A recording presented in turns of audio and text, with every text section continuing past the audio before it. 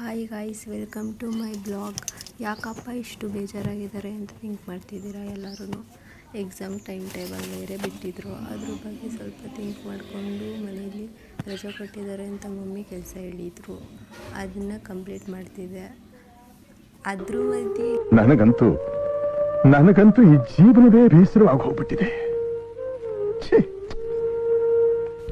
ಬಟ್ಟೆ ಮಡಿಸ್ತಾ ಚೆನ್ನಾಗಿರೋ ಬಟ್ಟೆನೇ ಇಲ್ಲ ನನ್ನ ಹತ್ರ ಅಂತ ಬೇಜಾರಾಗಿತ್ತು. ನಮ್ಮ ಮಮ್ಮಿ ಹತ್ರ ಕೇಳಿದ್ರೆ ಗೈಸ್ ಚೆನ್ನಾಗಿ ಉಗಿತಾರೆ. ಅದಕ್ಕೆ ಸುಮ್ಮನೆ ನಾನೇ ಹೆಂಗೋ ಬೇಜಾರು ಮಾಡಿಕೊಂಡು ಸುಮ್ಮನೆ ಬಟ್ಟೆ ಮಡಿಸಾಕ್ತಿದ್ದೆ. ಬಟ್ಟೆ ಎಲ್ಲ ಮಡಿಸಾದ್ಮೇಲೆ ಅಯ್ಯೋ ನಾನು ಸತ್ತೋಯ್ತೀನಿ ಕಣಣ್ಣ, ಅಣ್ಣ ನನ್ನ ಕೈಲಿ ಆಯ್ತಾ ಇಲ್ಲ. ಅಯ್ಯೋ ಅಣ್ಣ